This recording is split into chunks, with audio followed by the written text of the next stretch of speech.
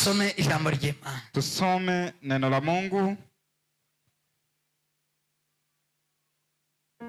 Zaburi ya 23. Zaburi ya 23. Murongo wa mbere turangize kwa gatandatu. Mstari wa kwanza tutaishia kwa mstari wa 6.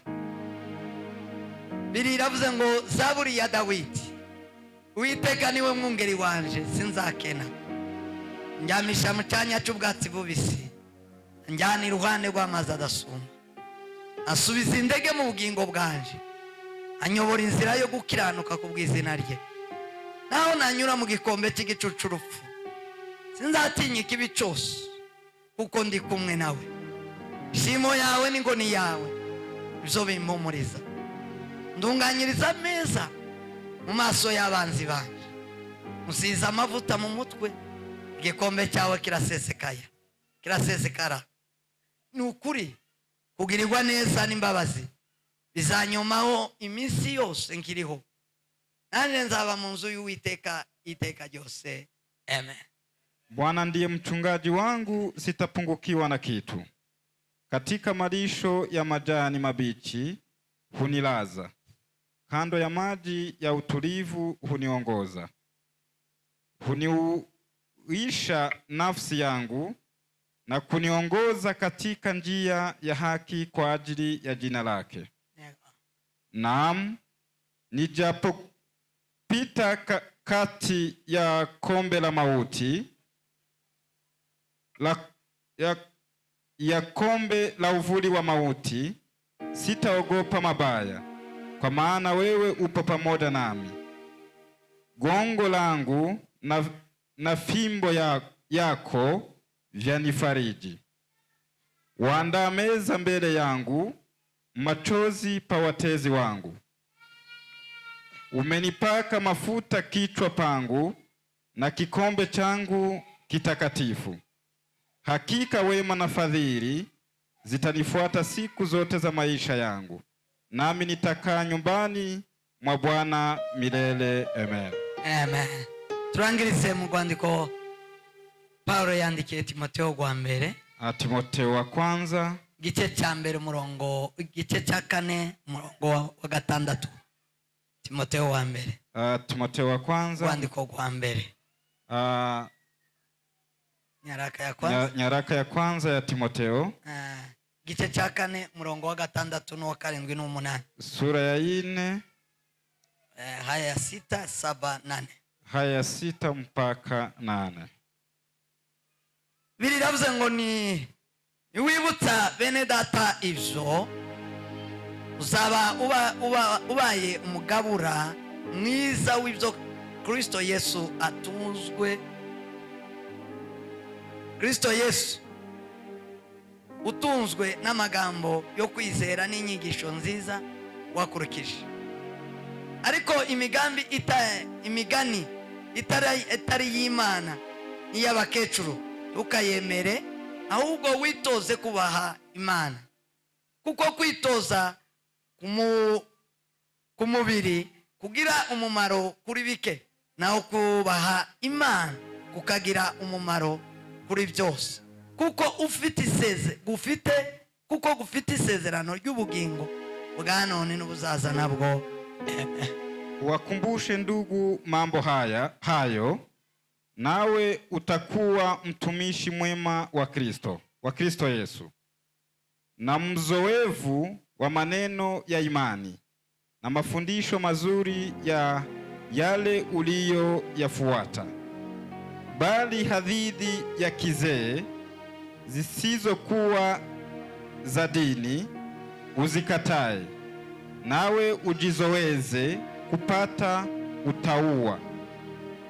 Kwa maana kujizoweza kupata nguvu za mwili kwa faa kidogo, lakini utauwa hufaa kwa mambo yote.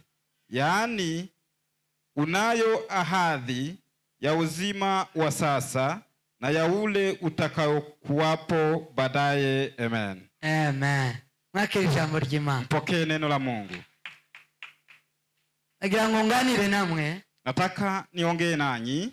aya magambo meza tuvuye gusoma, maneno mazuri tunatoka kusoma ni ijambo rivuga ngo ni neno husema hivi, gutunga Kristo, kuwa na Yesu Kristo, gutunga Imana, kuwa na Mungu mu buzima bwawe, katika maisha yako, niwo mugisha wabyose. hiyo ndiyo baraka ya yote.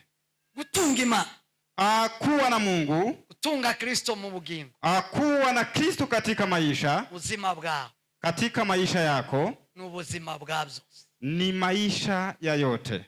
n'ubuzima bwawe n'umugisha wa byose, ni baraka ya yote. Sema amen. Amen. Aya niyo magambo nshaka kuvuga. Hiyo ndiyo maneno nataka kuwahubiri siku ya leo. Ubuzima bwo mwisi, maisha ya ulimwengu, ubuzima bw'abantu, maisha ya watu, imbaraga z'abantu, nguvu za watu, imbaraga z'ubutaka, nguvu za baadhi, ardhi, imbaraga z'ikirere, nguvu za mbingu, zanga, ibyo byose mambo hayo yote bigiye bihabwa ico bishobora gutanga, huwa ina disi ya kutoa, ariko tibishobora gutanga byose, lakini haiwezi toa yote. ubutaka ndibwotanga byose, ardhi haiwezi toa yote, ikirere ndichotanga byose, anga haiwezi toa yote, nta muntu wotanga byose, hakuna mtu anaweza toa yote. ico ozana cyose mu rugo, ile kitu naweza leta yote kwa nyumba, iwozana kimwe ngo kizane byose, hawezi leta moja ilete yote, ariko wotunga Kristo, lakini ukiwa na Kristo yozana byose, anaweza fanana na yote. Sema amen. Amen. Sema amen. Amen. Gutunga Imana mu buzima, kuwa na Mungu katika maisha, ukugira byose, ni kuwa na yote, ni umugisha wa byose, ni baraka ya yote. Imana ni umugisha wa byose, Mungu ni baraka ya yote. kugira ngo twifashije Daudi, nataka tu angalie mfano wa Daudi. abwire Daudi, niwaambie Daudi mu ncamake, kwa kifupi. abwira ubuzima bwa Daudi na nitawaambia maisha ya Daudi, y'uburyo yatunze Imana, jinsi amemcha Mungu, mamare Daudi atunga byose, na tena akawa na yote. abwire Daudi, niwaambie Daudi buryo yiringiye Uwiteka, jinsi alimwamini mfalme, Daudi ahabwa byose, ahabwa isi, akapewa yote, akapewa hata ardhi, dunia, ahabwa isi, akapewa dunia. Sema amen. Amen. N'ubisi ni ya Daudi, hata siku ya leo dunia ni ya Daudi. Sema amen. Amen. N'uyu munsi ubwami bwa Daudi buracyaba, hata kwa sasa ufalme wa Daudi bado unaishi. nibwo turimo n'ubwiteka, hapo ndiyo tunaishi hata ni ya milele. ni gute Daudi yatunze Imana? Ni vipi Daudi amemcha Mungu kugira ngo uronke umugisha wa byose, ndiyo upate baraka ya yote. uyu ni umwaka turimo umugisha, niko twawe. Hii ni mwaka tuko na lengo ya uduhaye, ni hivyo gisi Mungu ametupea. niba udafite umugisha, kama hauna baraka, ikibazo ufite nuko udatunze Kristo. shida yenyewe uko nayo ni juu haujamcha Mungu. watunze ibindi bintu ariko tiwatunga Kristo. hauna Mungu, kuwa na vitu vingine, washatse ibindi ariko tiwashaka Kristo. umetafuta vitu vingine, haujatafuta. washatse ibindi tiwashaka Imana, haumtamtafuta Mungu. imbaraga uri mu kuzishakira mu kintu kimwe wakigeza mu rugo kigatuba, kikibe chobasha gukavaringa ibintu byose. Nguvu unaitafuta kwa kitu moja, ukifikisha kwa nyumba inaisha, inashindwa kukava kila kitu. Yego, tugira imbaraga, tugatanga imbaraga, tukaja gushaka ifaranga. Tunakuwa na nguvu, tunaenda kutafuta pesa. Ifaranga tukazisana, ukagirisha amezi 3, unakuwa na pesa miezi 3, akagira amezi 3 bamoyize cyangwa ukwezi. Tunamaliza miezi 3 kwenda kutafuta pesa na watu wengine kama Moize. Marakaza afite ngumfuko agira ngo haifashe neza, anakuja akiwa na kiwango ya pesa kiasi. yagira mu rugo, akifika nyumbani bakamweza amabi, wanamupa orodha ya shida za nyumba. umuryango bakazana amabi, wanaleta kwa familia. kanisa bakazana amabi, kwa kanisa wanaleta mchango. mumuhana chairman akazana amabi, katika mji hapa chairman naye analeta bills.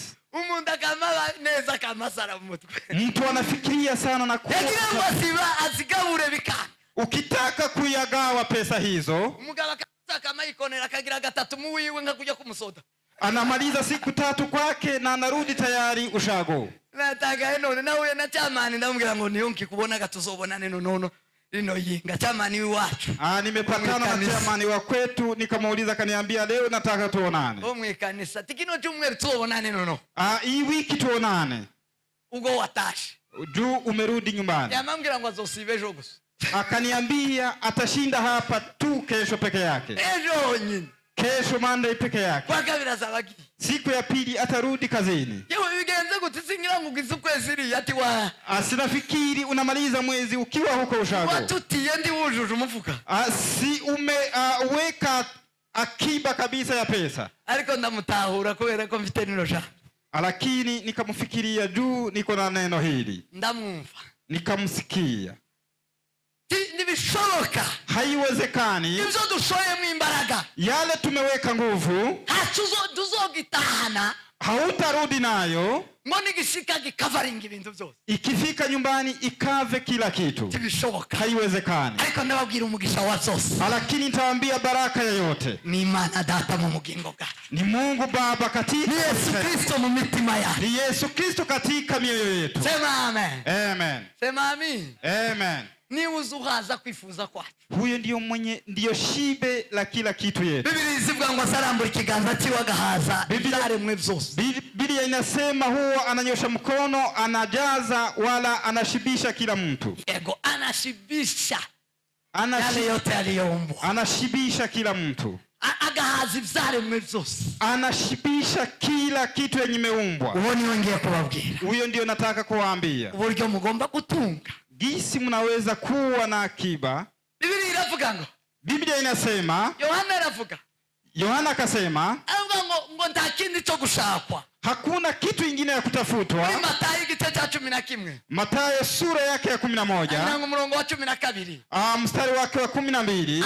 Ngo mushaka ubwami bw'Imana. Mtafute ufalme wa Mungu. Sema amen. Amen.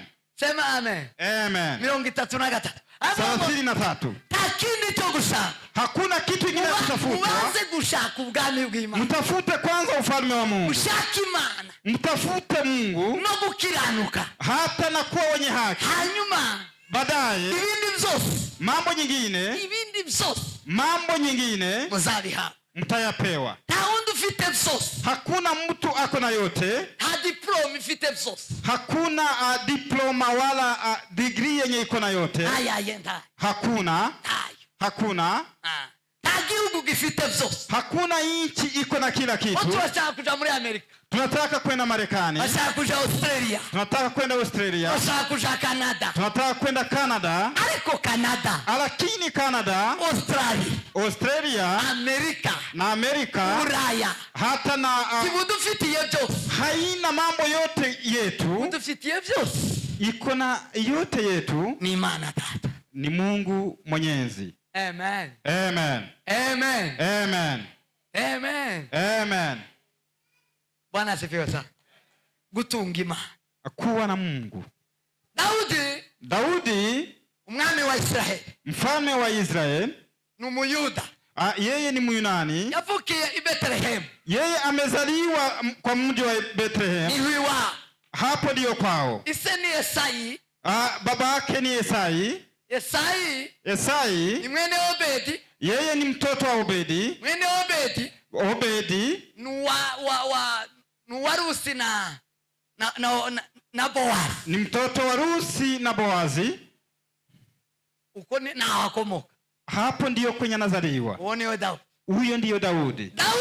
Daudi tunasema akaba umwana w'umunani mwasi. Yeye ni mtoto wa 8 kwa babake. Mbele yiwe hari w'abahungu 7. Mbele yake kulikuwa vijana 7. Akaba w'umunani. Yeye akawa ni wa 8. Daudi nabo katika familia yao yari umuntu utazwi.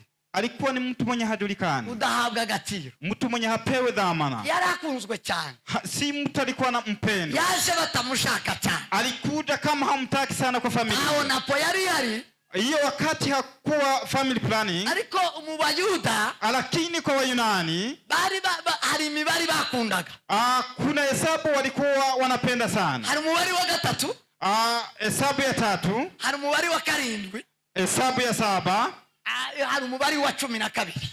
Hesabu ya 12. iyo umuntu ibyo yakoraga ubuzima bwe, kwa maisha yale mtu hufanya, yakundaga ngo abashe kuzuriza muri iyo mibare. alikuwa anataka ajaze kwa hesabu hizo. iyo turuje muri iyo mibare, kama hajajaza kwa hesabu hizo, kirenga kuri iyo mibare dicyagiraga ticyakonsiderwa, yenye ilikuwa inapita kwa hesabu hiyo haikuwa na consideration, kicyari gifite agaciro, haikuwa na dhamana, cyabagwaga, haikuwa inahesabika, kubera ko cyarenze, kwa kuwa imepita. imibare bubahaga bemeraga, hesabu walikuwa wanaamini, walikuwa wanaamini sana. Esai hivyo azara abahungu 7, akazaa wa vijana 7, arabishimira cyane, akawafurahia sana, arababara kuko bari mu mubari, akawahesabu kama gisi walikuwa kwa hesabu, wemewe muri Israeli, kwa kuwa hesabu hii ilikuwa inakubaliwa kwa Israeli, akawapenda sana. hanyuma rero baadaye imani za kumweza kuita Mungu akakuta kumpa anaita Daudi. Baada ya vijana 7, akira umwana w'8, akawa na mtoto wa 8. uwo muhungu w'8, kijana huyo wa 8 tiyitabwaho, tiyemegwa, hakukuwa anajaliwa kwa familia, hakukuwa kubaliwa na nyina na se,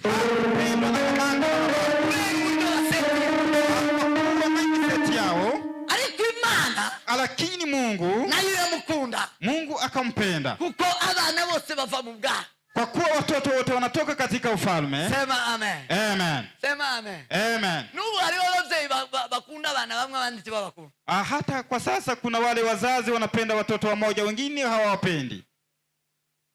Abana bose bazaturuka ku Mana, watoto wote hutoka kwa Mungu. Gusa hariho ibibagira babi. Kuna maneno yenye huwabadilisha wawe wabaya. Iyi si ifite imbaraga n'ububasha bwo guhindura umuntu wavuye ku Mana. Dunia hii iko na uwezo wa kubadilisha mtu mwenye ametoka kwa Mungu, inamfanya mtu mbaya. Yego. Aho dutuye, hapa environment yenye tunaishi, nabo duturanye, hata na wenye tunaishi nao, bafite ububasha bwo guhindura icyavuye ku Mana. Wako na uwezo ya kubadilisha kile kimetoka kwa Mungu kigasa n'isi kibe kinafanana na dunia, kisifanane na Mungu. Igatuma kenshi abenshi batabakonsidere. Watu wengi wanakuwa hapo kama watu wenye hawajaliwi kwa familia. Sema amen. Amen. Ndandegereza icyatumye Daudi atabakonsidere.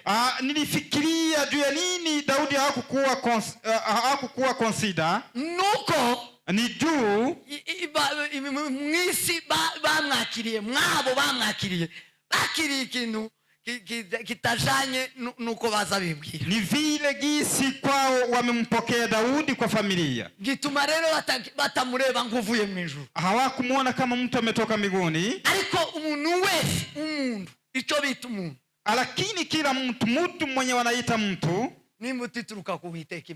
Hiyo ni mbegu kutoka kwa Mungu. Amen. Amen. Amen. Amen. Ariko barya bayakiriye barashobora kuyihindura kutabiyima. Wale wenye wamepokea mbegu hiyo wanaweza ibadilisha isiwe ni mbegu ya Mungu. Uzima bwa Daudi, maisha ya Daudi bwabayeho bugaragara, yenye imekuwa imeonekana kubera uburyo yakiriwe mu muryango, vile amepokelewa kwa familia, ashigwa inyuma cyane, akawekwa nyuma sana, kuko yaje ari uwa nyuma n'ubundi, kwa kuwa amekuja ni wa mwisho kama vile ilivyo. Biblia itwereka ubuzima bwe, Biblia inatuonyesha maisha yake, kuko ise nigeze amushira mu ngabo muri Israeli, kwa kuwa babake hakumuweka katika jeshi katika nchi ya Israeli. Mugisha ukagira abahungu, wakati ulikuwa ukineemika unapata vijana, wari ubonye ubwami, ulikuwa unapata ufalme, wari ubonye igisirikare, unapata kuwa mjeshi.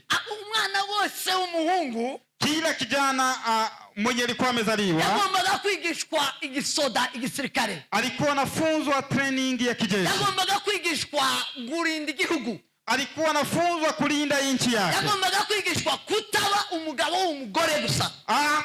Alikuwa anafunzwa kusipokuwa mzee wa umugabo w'igihugu. Awe mzee wa nchi. Kuba umugabo w'umuhana w'abandi bagabo. Awe mzee wa kutatua shida za kijiji. Abahungu biwe neza. Akashika vijana wake vizuri. Bari barindwi. Juu wote walikuwa wasaba.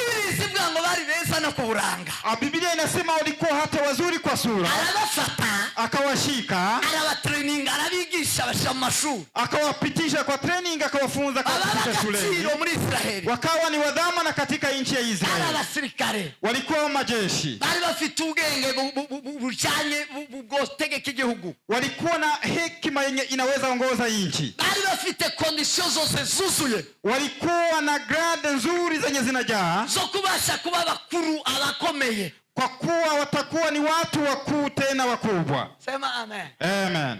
Asifiwe Mungu. Daudi iwenti yigishwa tiyahabwa umurongo. Yeye hakufunzwa, hakupewa mstari huu. Tiyahabwa yo mahigwe.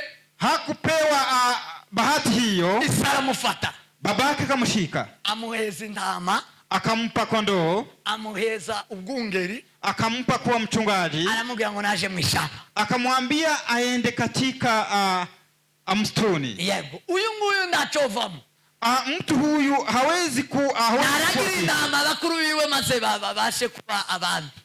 Yeye aendelee kuchunga kondoo. Bashe kugwanirira Israeli. Waendelee kugombania nchi ya Israeli. Kandi bayiyobore. Na tena waiongoze. Sema amen. Amen. Sema amen. Amen. Gutunga Imana.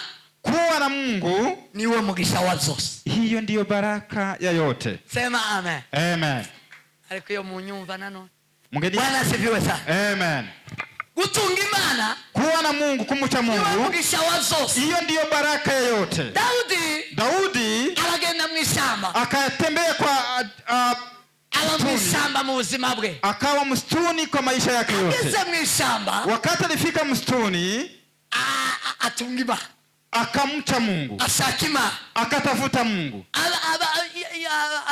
Abashumba benshi. Wale wachungaji wengi. Cyangwa se abungeri. Wala wachungaji wengi. Bakunda indirimbo. Wanapenda nyimbo. Bakunda kumiza kuririmba, bakunda indirimbo. Abashumba uzobasanga ni radio, uzobasanga na wachungaji wanapenda sana basanganira inanga, wimbo radio hata na nanga. Ubwo ni ubuzima bw'abashumba. Hiyo ndi maisha ya wachungaji. Amen. Amen. Amen. Amen. Ubwo ni ubuzima bw'abashumba. Hiyo ndiyo maisha ya wachungaji. Daudi nawe yijanira inanga. Daudi naye akatembea na nanga yake. Iyo mukirara. Wakati alifika huko kwa malisho. Iyo mwishamba. Huko katika msituni. Wakaririmba. Akaimba. Agahimbaza Imana. Akaimba na mtukuza Mungu. Wagahimbaza Imana. Wakati alikuwa akimtukuza Mungu. Wakavuga imbabazi z'Imana. Anasema uwepo wa Mungu. Akavuga kugira neza kw'Imana. Anasema uwepo wa Mungu, uzuri wa Mungu. Biso bintu bimuba mu mutima. Mambo haya yakawa ndani mwake. Ashaka kwegera Imana. Akakaribia Mungu sana. Ashaka gushaka Imana cyane. Akatafuta kumkaribia Mungu sana. Akaririmba agahimbaza Imana. Anaimba, anamtukuza Mungu sana. Imana iramukunda ari mwishamba. Mungu akampenda akiwa huko jangwani. Urashaka Imana mwishamba. Gisi anamtafuta Mungu akiwa jangwani huko. Imana ngwira musanga mwishamba. Mungu akamkuta huko jangwani. Agahimbaza Imana. Akaendelea kumtukuza Mungu. Chakabiri Daudi. Ya pili Daudi. Akasema hata data tanjanye ku mashuri. Hata kama babangu hata nibeba shuleni. Anjanye mukuntegura kuba umuyobozi wa Israeli. Hajaanza kujiandaa kuwa mtu wa Israeli. Isatigeza mutekereza kuba umuyobozi wa Israeli. Yeye hakumfikiria kuwa kiongozi wa Israeli. Wari ukundu batazagutekereza kuba ukomeye. Kuna gisi huwa wakufikiri kama unaweza kuwa mtu mkubwa sana. Nao kubigutekereza. Hakuna mtu mwenye naweza fikiria hayo. Sema amen. Amen. Sema amen. Amen. Isatigeze abimutekereza. Babake hajafikiria hayo. Yigeze abimutekereza. Hajamufikiria hayo. Lakini iwe akomeza kwihima. Yeye akaendelea kujipa Mungu. Yiha indi jukumu. akajipa jukumu mwingine. Aravuga ngo data yantumye kuragira. Akasema babangu amenituma kuongoza wala kulisha kondoo. Yambaye zino ntama. Amenipa kondoo hizi. Ibintu ndi bukore hano muri rishamba. Kitu nitafanya hapa kwa msituni. Kuimbaza Imana, gushaka Imana. Nitamtukuza Mungu nikimtafuta. Icyakabiri. Ya pili. Ndakiranuka muri izi ntama nziragire neza. Nitakuwa mwaminifu niongoze wala nilishe kondoo hizi vizuri. Data nasigeramo. Babangu akifika ndani. Asanga intama yambaye zose numugwiro kandi zirasa neza. Akute zile kondoo zenye amenipa zote ziko sawa na tena ziko na malisho mazuri. Sema amen. Amen. Sema amen. Amen. Daudi akajiongoza hivyo, huo mgani akajiongoza hivyo, hiyo gahunda, akajipa jukumu hiyo. Anasema ngomba gushaka Imana. Akasema inanibidi nitafute Mungu. Imana nyitunge mu bugingo bwangu. Mungu niwe naye ndani mwangu. Nishaki nyitunge mu butayu. Niwe naye kwa jangwa. Nitunge mu shamba. Niwe naye katika msituni. Takabiri. Ya pili. Menyishingano. Nijue jukumu langu. Kiranuke mwishingano. Niwe mwaminifu katika jukumu. Kugira ngo nibambaze ivyo banshinze. Wakiniuliza yale wamenipea. Nitoe ripoti nzuri. Nitoe ripoti nzuri siku hizo. Daudi ahagararira kuri ivyo bintu. Daudi akasimamia kwa mambo hayo. Arangiza atura mwishamba. Baadaye akaishi huko katika jangwa. Sema amen. Amen. Vuga ngo amen. Amen. Vuga ngo amen. Amen. Atura mwishamba. Akaishi katika jangwa. Abaye mwishamba. Akaishi kwa jangwa. Abaye mwishamba. Akaishi kwa jangwa. Ashatima. Akatafuta Mungu. Alimzima. Akaimba Mungu. Alimbajima. Akaanza kumtukuza Mungu. Mungu akaja katika roho yake. Akawa mwaminifu katika kondoo. Alazikenura. Akazilisha vizuri. Biblia inatuambia hivi. Siku moja simba imekuja. Ikakaribia kushika mwana kondoo. Naye akakimbia hivyo. Akachukua hiyo mtoto wa kondoo katika kinywa ya simba. Akaipiga kabisa. Akarudisha mwana kondoo katika kondoo zingine. Akajaza kuwa mwaminifu. Asubuhi ikicha, kukakuja tena simba ingine. Ikachukua mtoto wa kondoo. Akakimbia mara tena. Akainyang'anya tena. Mtoto wa kondoo akarudisha katika kondoo. Akaua simba hiyo. Kondoo zikaishi salama. Sema amen. Amen. Bwana sivyo bwana. Amen. Simba hiyo. Ni ndugu. Simba hiyo. Daudi azaki ndama. Akanyang'anya kondoo. Ndama ziwa hakikisha ko ziba ya mahoro. Akahakikisha kabisa kondoo ziko salama. Daudi aturana ni ndama zira mahoro. Akaishi na kondoo zikiwa salama. Ongera turana nima. Tena akaishi pamoja na Mungu. Yuzuzaje jambo mwe kubabwira. Akajaza lile neno nimewaambia. Imana, ubwami bw'Imana. Akatafuta ufalme wa Mungu. Mararongera rakiranuka. Na tena kama mwaminifu. Anza gushaka ubwami bw'Imana no gukiranuka kwayo. Mtafute kwanza ufalme wa Mungu na kuwa watakatifu. Byose muzovongereho. Na mambo mengine mtayapewa. Daudi lakini yazateguro. Hakuna kitu kingine alikuwa anaandaliwa. Daudi abahonda muteguro. Akawa bila maandalio. Daudi abahonda project. Hakukuwa hata na project fulani. Abahonda budget. Hakukuwa na budget fulani. Daudi abahonda account. Akaishi bila account. Abamwishamba. Akaishi katika jangwa. Abahonda in the plan. Akaishi bila planification yoyote. Alikuwa abaho arimo shaka Imana. Lakini akaishi akitafuta Mungu. Tumupe Mungu tukufu. Hallelujah, hallelujah. Amen. Abaho arimo shaka Imana. Akaishi akimtafuta Mungu. Abaho arimo kiranuka kubyo yashinze. Akaishi akiwa mwaminifu kwa yale amepewa. Umunsi umwe arataha. Siku moja akarudi nyumbani. Agenda mwikoje. Akaenda katika likizo. Agenda mkuruhuka. Akaenda likizo. Daudi atashe avuye mwishamba. Daudi hakurudi kitoka jangwani. Yavuye mwishamba agiye kuruhuka. Alitoka huko msituni akija likizo, akienda kusalimiana. Wagere kwasi. Wakati alifika kwa babake, babake kamwambia habari. Akasema sisi tumekuwa na vita na Wafilisti. Mfalme Sauli na brother zako wako katika vita. Enda uende kuangalia. Jinsi umekuja likizo, uende kuangalia, kuwasalimia. Na tena wabebe chakula juu wako siku nyingi wako huko. Katikati ya hao, wakati Daudi alikuwa katika jangwa,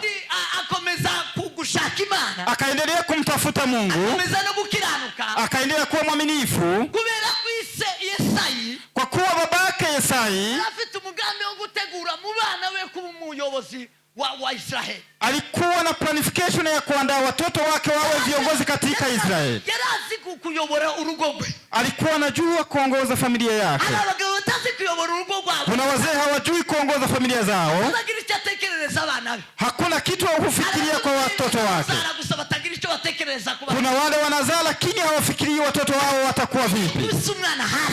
Ukimzaa mtoto hivi, unafikiria nimezaa nini siku ya leo? Nitamwandaa kuwa kitu gani? Nitamweka kwa mstari mgani? Sema amen. Amen. Sema amen. Amen. Atukuzwe Mwokozi. Ahimidiwe Bwana wa mabwana. Usanga abantu bamwe babuza amazina bo kwita bana. Ndio maana unakuta watu wamekosa majina ya kuita watoto wao. Hakuna hata kitu moja na wandalia. Amen. Amen. Amen. Ugamuzanga amazina y'abana bamwe ukazuru kuyahuya. Ukisikia jina ya mtoto unashangaa, hii jina imetoka wapi? Hili jina nili. Hii jina ina maana gani? Yenye haina hata maana kidogo. Babake hajamfikiria hata kitu kidogo. Hakuna kitu amefikiria kwa niaba yake. Kabisa ako 00 kabisa kwa mafikara. Abana benshi bagizwe kunguka na banyina na basi. Uko bameze banyina na basi. Watoto wamebadilika, gisi walivyo ni kufuatana na babao na mamake. Amen. Atukuze Mwokozi. Amen. Urugo ndarukunda cyane kwa Yesai. Familia hii ya Yesai naipenda sana. Yesai Imana iramwumvira mu ijuru, ibona umugamba agira ku bana biwe. Mungu akamsikia akiwa mbinguni, akaona lengo ako nayo kwa watoto wake. Imana ishima ibitekerezo Yesai agira ku rugo rwe. Mungu akaheshimu sana fikira za Yesai. Imana ishima ubuhanuzi, utabiri Yesai yagiraga, anatabiria watoto wake. Hata unabii alikuwa juu ya watoto wake. Mungu akaisifu sana. Imana ibwira Samuel.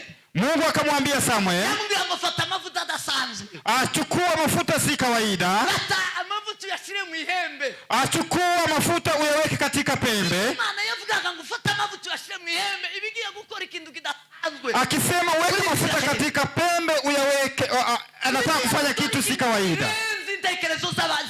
Anataka kufanya maajabu. Yamubwira ngo fata iryo chupa. Akasema chukua chupa hilo, shira mafuta mu ihembe, uweke mafuta katika pembe, umanuke kwa Yesai, ndiyo ushuke katika familia ya Yesai. Umugaburire ibitekerezo. Kuna mzee mwenye ako na fikra. Ariko mana we, hari umugabo uzi gutekereza urugo. Kuna mzee mwenye anafikiria vizuri. Manuki wewe umubwira ngo akuzane abana biwe imbere.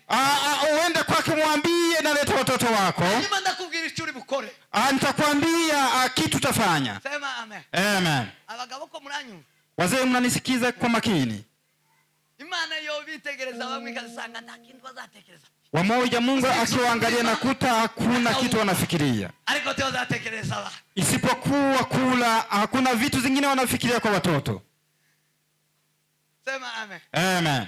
Tugomba gutekereza umutima gusa kuba. Si vizuri ufikirie juu ya chakula watoto, ufikirie hawa watakuwa wanani baadaye. Ngwisi naho ushikiye afite imbaraga zo guhindura umuntu. Dunia hata na pale kwenye umefikia iko na nguvu ya kubadilisha mtu. Sema amen. Amen. Sema amen. Amen. Biblia inavuga ngo, Biblia ikasema afata akachukua ichupa chupa, asuka amavuta mu ihembe, akamwanga mafuta kwa pembe, aramanuka aja kwa Yesaya, akaenda kwa familia ya Yesaya, akaambia Yesaya, ndaji wawe, nimekuja kwako. umugabo uzwi muri Israeli, alikuwa ni mzee mwenye anajulikana katika nchi hiyo, zitazahagurukira ubusa yakazahaguruka ajanwe n'Imana, alikuwa akisimama tu akienda kwa niaba ya Mungu. Wakamkaribisha kwa Yesaya, wakasema kuna lengo lenye limemleta Samuel. Na Samuel yaza yanga kugenda avugira Imana, arabwira ngo Sauli yobimenye yonica. Iyo manute gusa habari ikintu gikomeye ngiye gukora. Nikishuka kuna kitu yenye nataka kufanya ile kubwa ya dhamana sana. Mana yamuhaye uburyo bwa gahunda, uburyo akora gahunda. Mungu alimupa amwelekea gisa tafanya huduma hiyo. Imana ivugisha abantu zibaheza gahunda uburyo. Mungu akiongelesha watu huwa inawapea jukumu la gisa wataongea. Inawapea hekima yake. Sitonshaka cyane, ndashaka ari cyo mshaka kugera. Kuna kitu nataka kuongea hapo. Biblia inasema hivi. Agera kwa Yesaya. Akafika kwa familia ya Yesaya. Akasema Mungu amenituma hapa, leta watoto wako. Katika watoto wako kuna kile Mungu anataka. Kuna mtu mwenye anataka kupewa mafuta. Kuna yule mwenye anataka kupewa baraka zote. Kuna mtu anataka kufanyiwa mazuri. Kuna mtu yule Mungu ameona kwa familia yako. Yesaya akafurahi. Juu ilikuwa katika planification zake. Ilikuwa katika planification zake. Alikuwa ameandaa hivi. Katika watoto wake kutakuwa mfalme. Kutakuwa watu walio wakuu. Alikuwa ameandaa watoto wake wa mbele wasiwe wa nyuma. Hakuna mtu mwingine anaweza tuma watoto wake wote katika vita isipokuwa mtu mwenye ako na lengo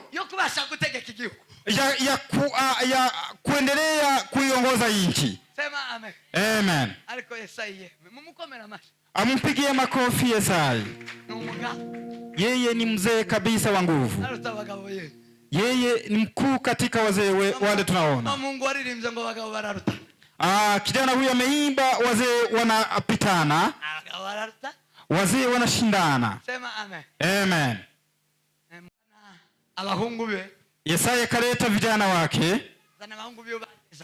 Alikuwa ni watu wa sura nzuri sana. Aliko Imana ikabwira Samuel. Lakini Mungu anamwambia Samuel. Inamwambia ngo Samuel wikogwa kureba kubura.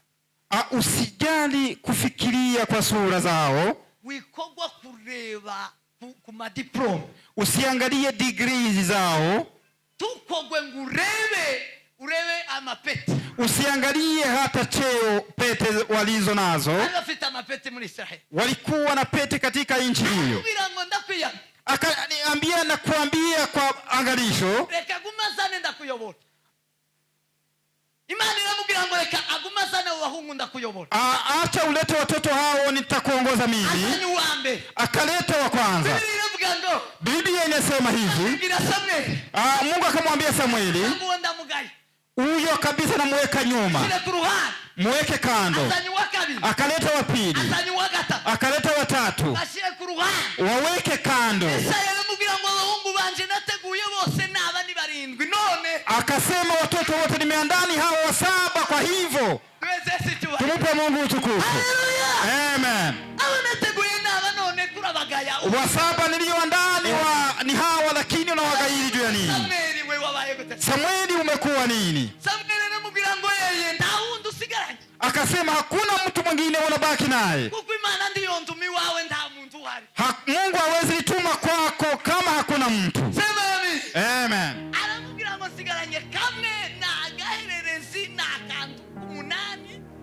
Akamwambia nimebaki na kamoja, yeye ni mtoto wa mwisho na tena ni mtu mwenye hana maana.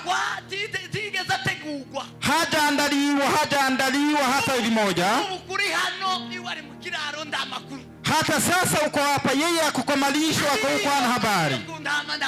Yeye akukamalishwa yako ndo hana habari. Tumupe Mungu utukufu.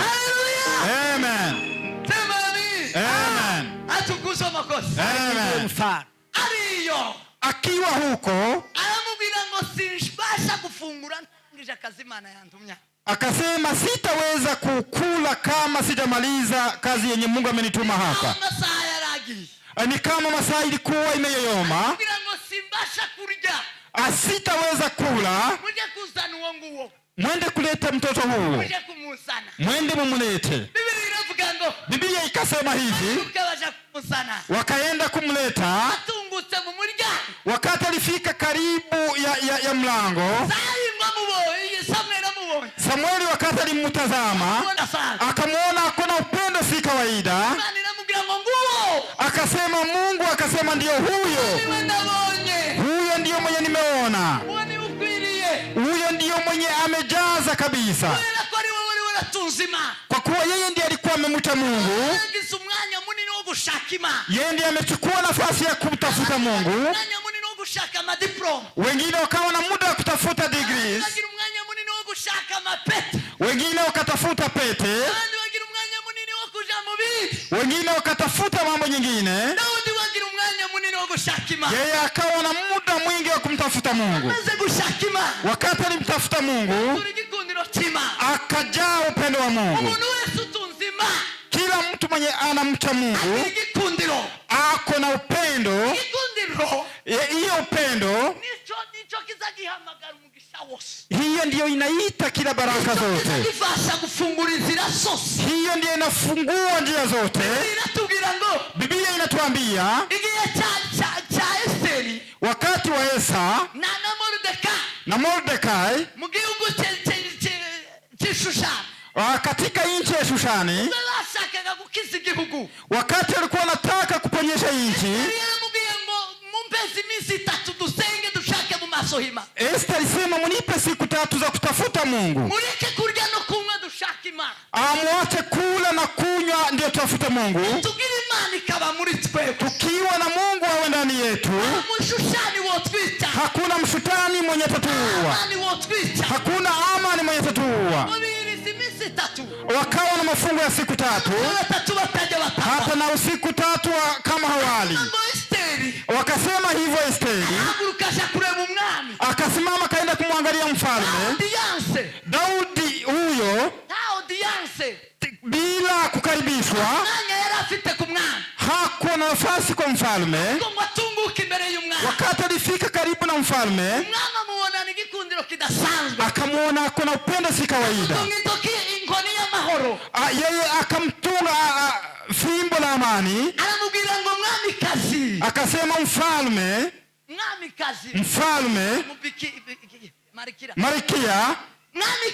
Marikia, nini imekuleta hapa kwa saa hizi? Sema kitu unataka unakubaliwa. Au upendo uko nayo si ya kawaida. Ukiwa na Mungu unajaa upendo. Ukijaa upendo hakuna mtu anaweza kuua. Hakuna mtu anakukataa. Hakuna kitu inakushinda. Hakuna kitu yenye haiwezi kubali. Kila kitu inakubali. Kila kitu inakupenda. Juu ya upendo wa Mungu. Juu ya kuishi na Mungu. Mungu akamchagua Daudi. Akasema hata kama Daudi, hata kama hajafunzwa, hata kama hajaandaliwa, lakini amemtafuta Mungu. Sema amen. Amen. Hata kama Daudi, hata kama hana pete, lakini ako na Mungu. Tumupe Mungu utukufu. Hata kama Daudi hana akaunti, ako na Mungu.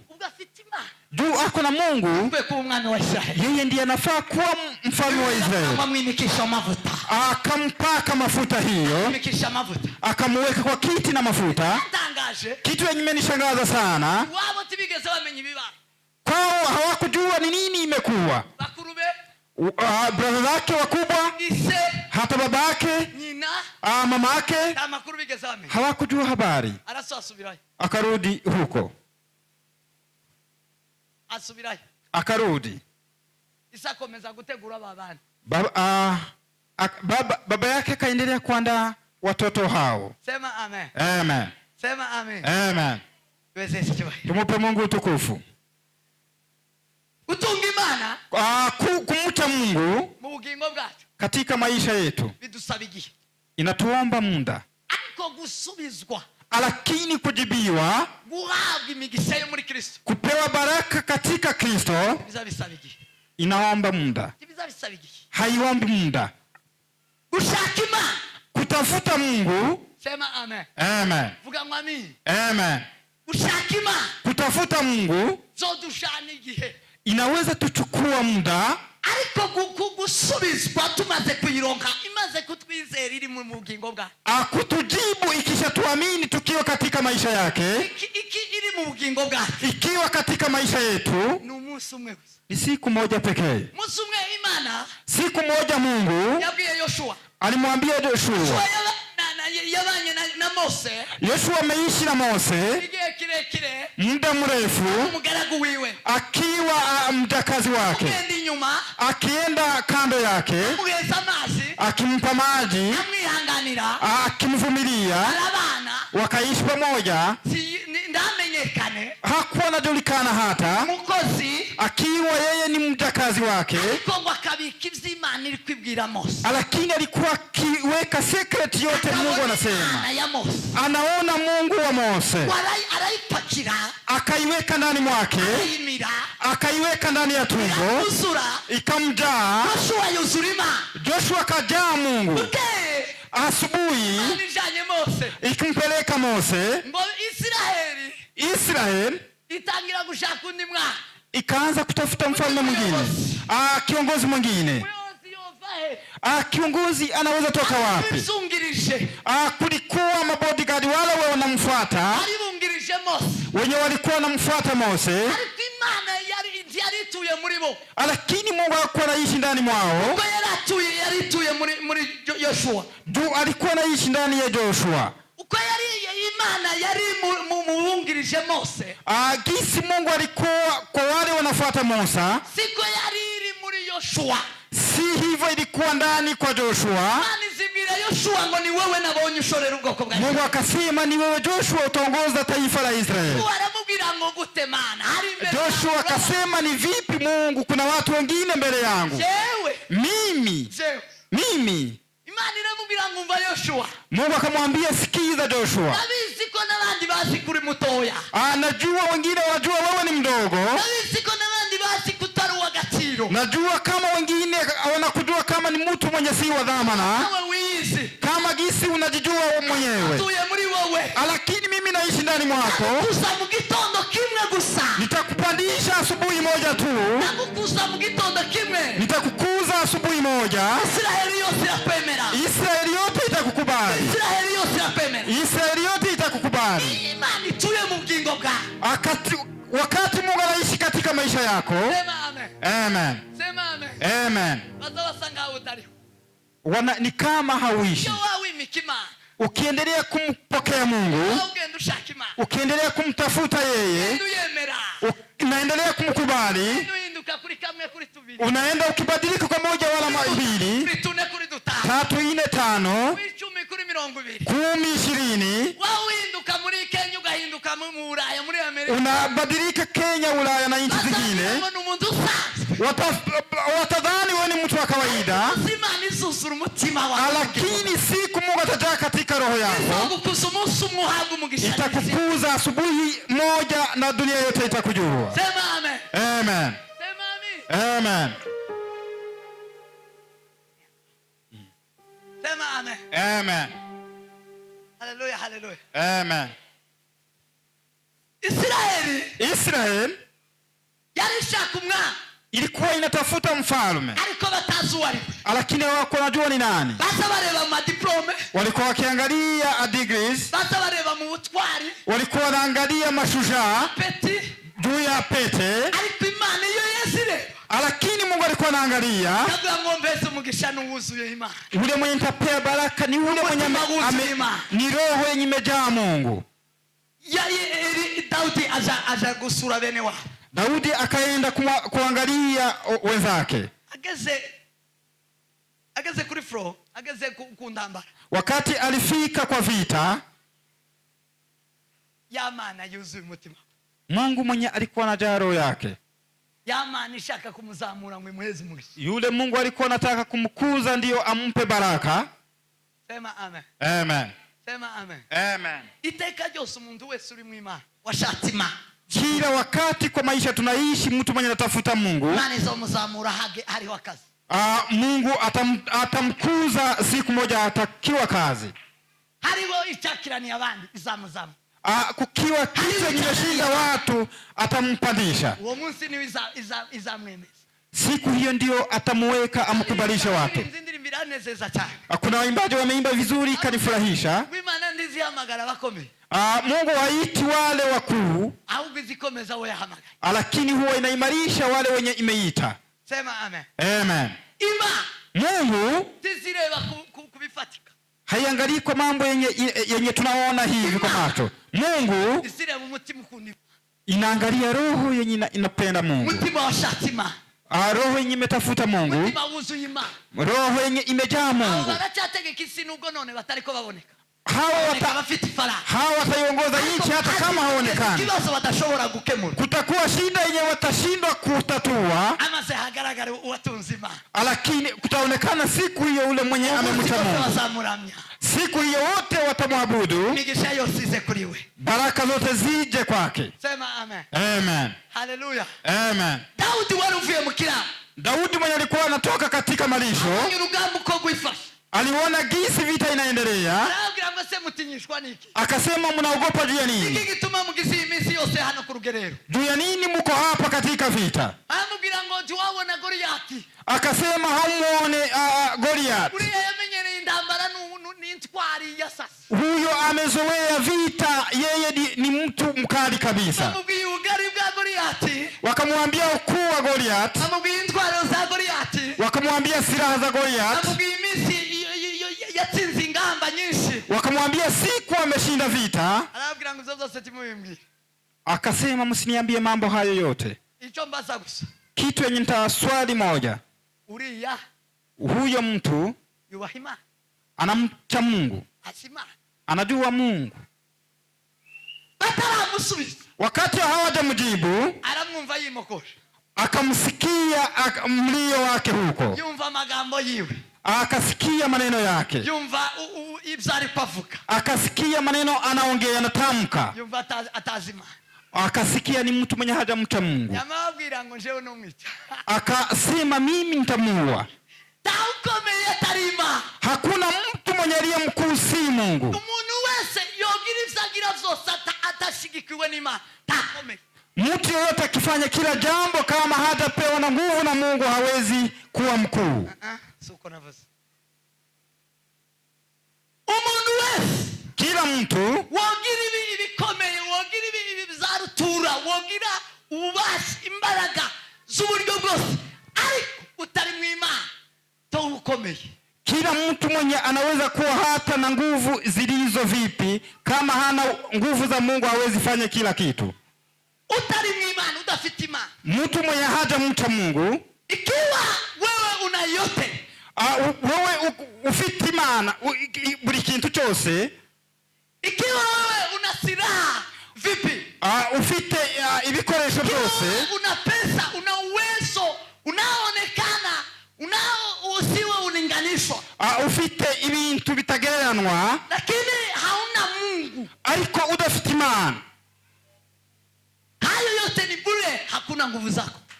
Ibyo byose ni ubusa iyo udafite Imana. Sema amen. Amen. Sema amen. Amen. Sema amen. Amen. Sababu gani? Ni kubera iki? Sababu hauna msingi. Ntufite umusingi. Iyo hatariho umusingi, kama hauna msingi, yale umejenga yote, inzu y'amagorofa 50, nyumba ya gorofa iliyofika kwa 5 inaweza rudi chini kubera ko idafite umusingi. Juu haina foundation. Umusingi wa zose ni Imana. Foundation ya kila kitu ni Mungu. Udafite Imana, ukiishi bila Mungu, idachufite, hakuna kitu unacho. Dachufite, hakuna kitu unacho. Izo wira wiratana, yale unajivunia, kama hauna Mungu hakuna, haiko. Hiyo ni pepo, ni pumzi, hiyo ni mavumbi, ni kitu yenye haiwezi simama hata sekunda moja. Kama uko na Mungu wa Israeli, Daudi akimtazama hivi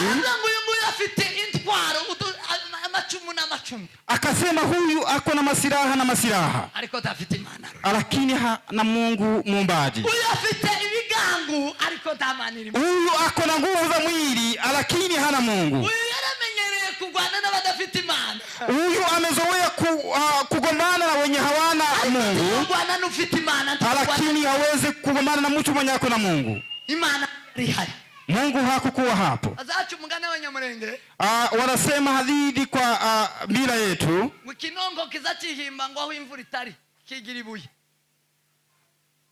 udongo huwa inabadilika kuwa jiwe pahali kwenye jiwe haiko. Ikinongo kizachimba au imvura itari kikigira ibuye. Ni hivyo hadithi inasema hivyo. Ibuye jiwe, ikinongo kama kibibuye. Udongo inabadilika kuwa jiwe. Ariko imvura rekigwe. Wakati mvua inanyesha, ikinongo kama kibugondo. Udongo inabadilika kuwa matope. Nuko badafite Imana azabahonga mu maso y'Imana. Ni hivyo wenye hawana Mungu huwa wanaisha katika macho ya Mungu. Amen. Amen. Sema amen. Amen. Daudi ahinduka umwami wa Israeli, akabadilika kuwa mfalme wa Israeli. Atarafite wakati hakukuwa na madigiri na mapeti, wakati hakukuwa na pete hata na masomo fulani, hakukuwa hata na accounts, hakukuwa na accounts hata moja.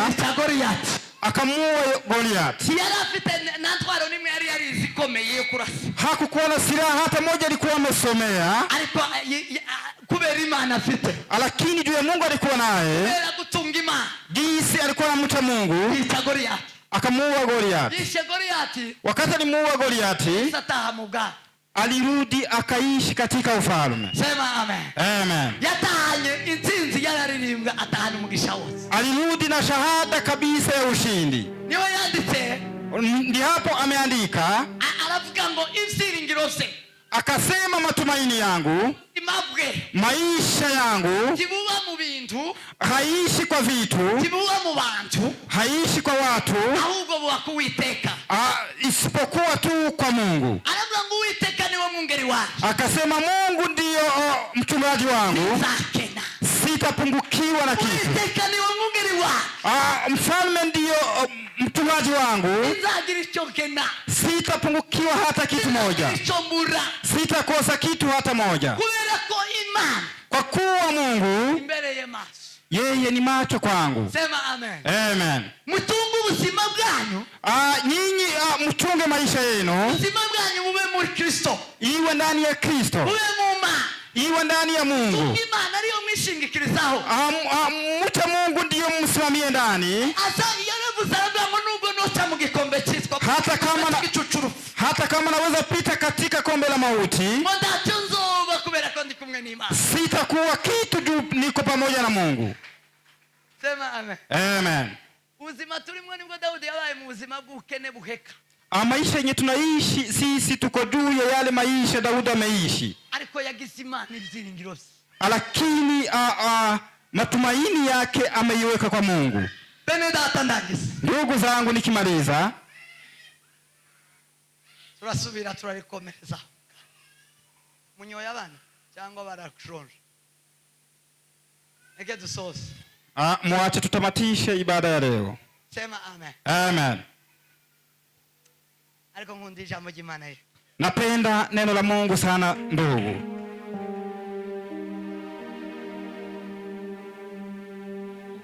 Fatiro za benshi zarasenyutse, barasenyuka barashira.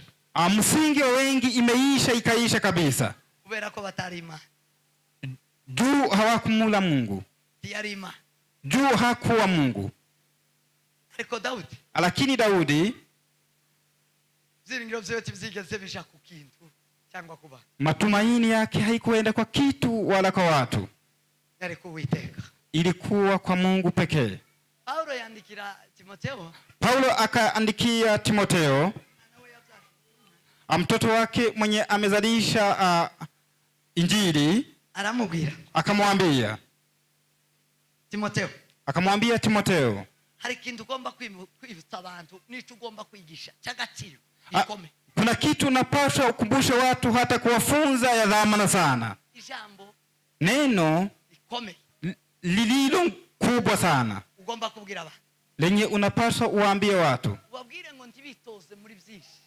Uambie wasianze kujitoza kwa mambo mengi ya mwili, kwa kuwa ivy'umubiri bigira umumaro muri bike.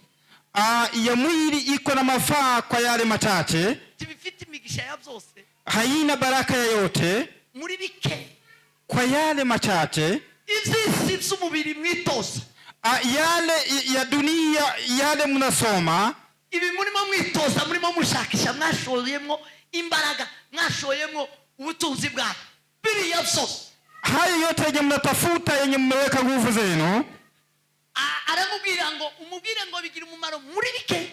Mwambie iko na maana kwa mambo machache, itawafasha muri bike, itawasaidia kwa machache, ariko witoza ivy'umwuka. Lakini ule mwenye anajitoza ya roho, ule mwenye anajitoza kutafuta Mungu, witoza gushaka ubwami bw'Imana, ule mwenye anatafuta ufalme wa Mungu, afite umumaro muri byose, iko na maana kwa yote, bifite umugisha wa byose, iko na baraka ya yote, na tena iko na agano.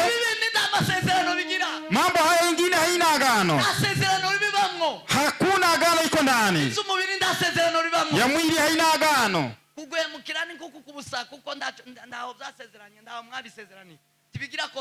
Hakuna pahali kwenye mmeandikiana mko na contract yenye mmeandikiana kwa maisha. Akaambia ya roho iko na contract fulani, iko na agano, na tena agano yayo iishi na wewe katika maisha hii, katika maisha hii itakuwa na baraka kwa dunia hii, utakuwa maana katika dunia hii, na tena maisha yenye itakuja baadaye. Amen. Kwanza kusoma kuwa Mungu, kusoma kuwa mwaminifu kwa yale umepewa, kiranuke mu mibanire, kiranuke mu rugo, kiranuke mu itorero. Wewe uwe mwaminifu kwa yote, ushaka Imana, utafuta Mungu, tumumaro mu buzima bwa none, iko na maana kwa maisha ya leo, mu buzima buzaza nabwo, hata kwa maisha yenye itakuja. Ivyo ni sezerano, ni contract. Hiyo ni agano yenye tunayo, na masezerano. Hizo ni maagano. Hizo ni maagano zenye tuko nazo, lakini ya mwili huu haina agano. Mwili huu haina agano, huwa inaenda bila kutoaga. Nijua hamuna agano na hizo vitu. Hakuna agano. Agari hatuna agano. Pesa hatuna agano. Mwili huyu hatuna agano. Tuzatuzamugwa anytime, umwanya wale wose. Anytime huwa vitu hizo zinaondoka, lakini ya ufalme wa mbinguni, ya mbinguni ya Mungu, yenye katika Kristo Yesu, ya katika Kristo Yesu, na katika Mungu Baba, tuko na agano. Tutaishi nayo, tutaishi kwa maisha hayo katika dunia hii, hata baadaye kwa maisha itakuja tutaishi. Mpokee Kristo ndiyo muwe naye, niwe mugisha wa byose. Huyo ndiyo baraka wa yote. Msimame tuombe. Oh, hallelujah. Amen. Shakima, mtafute Mungu. Shakima, mtafute Mungu. Shake Yesu. Mtafute Yesu. Mushakire ku misozi, mushakire mu bitaba, mushakire mu ruzi, mushakire mtafute kila pahali Yesu. Gira umutima wo gushaka Imana. muwe na roho ya kumtafuta Mungu. Mugire umutima wo gushaka Imana. Muwe na roho ya kumtafuta Mungu. Nyaboneka nyawo. Kabisa na wasii ndugu zangu. Sema amen. Amen. Sema amen. Amen. Sema amen. Amen. Shakima. Mtafute Mungu. Birango muronke imigisha y'Imana. Ndiyo mupate baraka zake. Zakomereza mbabwira uburyo Imana izihindura amateka. Nitaendelea kuambia jinsi Mungu hubadilisha historia. Iyo yose umutima wa. Imana iyo yose ubugingo. Mungu akijaa katika maisha, uzubanya. Wewe hauwezi kuwa ni wakufa wala wa kuangamia. Wewe unakuwa ni mtu wa kuishi.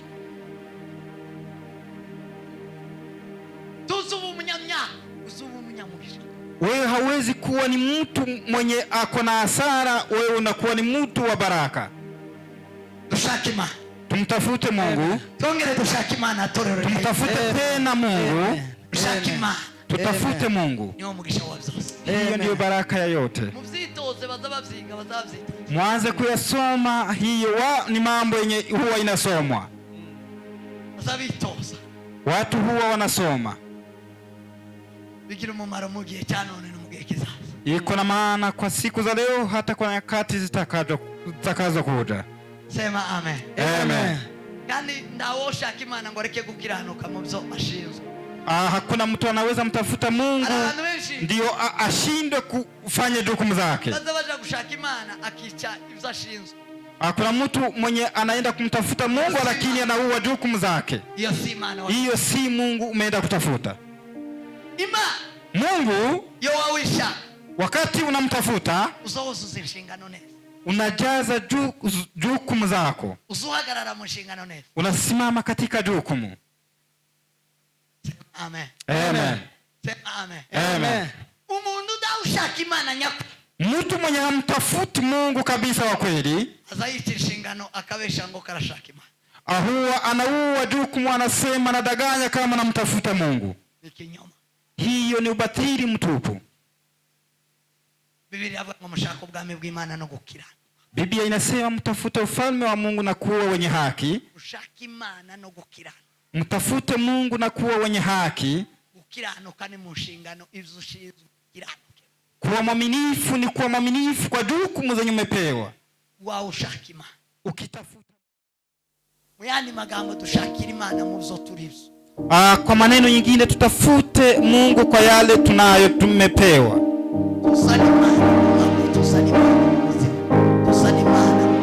Tulete Mungu katika familia, tulete Mungu katika kazi.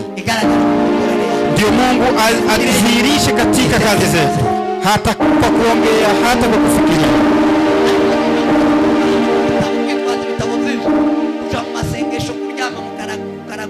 Ukienda kutafuta Mungu kwa maombi, ukienda kutafuta Mungu kwa unaua jukumu zako. Huyo si Mungu natafuta kabisa. Huyo si mtu atabadilisha historia zako katika maisha. Mungu awabariki sana. Mpokee neno la Mungu. Mpokee kujua mambo ya Mungu. Mtafute Mungu na mpate. Uhoraho mwami wacu Yesu Kristo w'i Nazareti. Haleluya Yesu. Ndagushima Mana y'ukuri. Ugize neza mwami wa. Ndagushima Mana isumba byose. Uvuganye natwe kino gito. Data uhimbazwe y'ukuri kuru. Shima ngakubwisha Yesu mwami w'abantu. Shima mwete bose bazakubona. Shimwa mwami. Shimwe ko mwami data duhamagariye kugushaka. Shima kubw'ijambo rya. Gutunga mu bugingo bwacu bwazaza ubusa mu buzima bw'aba. Kugira muri twebwe tukakubaha. Kugira ngo rihindura aba. Ananyiri wewe Israeli tugahabwa imigisha yose. Tugahabwa imigisha ya byose. Reka duhindurwe n'ijambo rya. Ani data kwitoza kuzumuka. Atumenye. Kimwe ko bifite umumaro kubashe kwishurirwa. Bono mu gihe kizaza. Tubashe kumenya. Ani data nyiriwe kubaha Imana. Gufite mwami data umumaro. Kuko bifite isezerano ry'iki gihe. Mwami data n'igihe kizaza. Uhoraho mwana w'Imana isumba byose. Sengera itorero rya Kristo. Gutunga Imana, gushaka Imana, wifuza Imana mu bugingo bwawe. Kuko Dawudi yifuzaga Imana. Bibiri ivuga ngo yifuzaga Imana ngo akagwa isari. Yatekerezaga Imana ngo akagwa isari. Yesu. ngo nda ibitotsi byo gusinzira, amaso yo gusinzira, ntabiyene byiwe guhura, batarabonera Imana ya Isirayeli ngo muri we mwami data nyiribihe aravuga ngo ndaryama, mwami ataratekerereza Imana, ataratekereza Imana ya Isirayeli. ubwenge bwawe nawe tagitare gikomeye, duheshe kumenya Imana, duheshe gutekereza Imana, duheshe kugushaka, duheshe inyota. Zana inyota mu itorero rya Kristo, zana inyota mu mitima yaba bagushake mwami data, uhindura amateka, uhindura ubuzima, uhindura imibereho yawe. Ahabwa umugisha n'Uwiteka mwami data, kuko uri umugisha wacu, uri imbaraga zacu mwami, uri zirato zacu, uri igikundiro cyacu. Iyo uri muri twebwe twuzura igikundiro, iyo uri muri twebwe mwami data nyiriwe birakunda, ntakinanirana mu maso yawe, ntakinanirana imbere yawe. Aho uri hose mwami data ni ubwami, ubwami mwami data nyiribihe uraganza bugategeka mwami data nyiriwe, byose bigashoboka kuko uri umwami. Ngwino mu bugingo bwacu, ngwino mu mitima yacu, ngwino mwami Yesu tugutunge, ngwino tukugendane, nyihinduka abanyamugisha kubw'izina ryawe. Ushimwe kandi uhabwe icyubahiro kuko uri Imana ihindura amateka n'ubuzima mwami data mu itorero rya Kristo.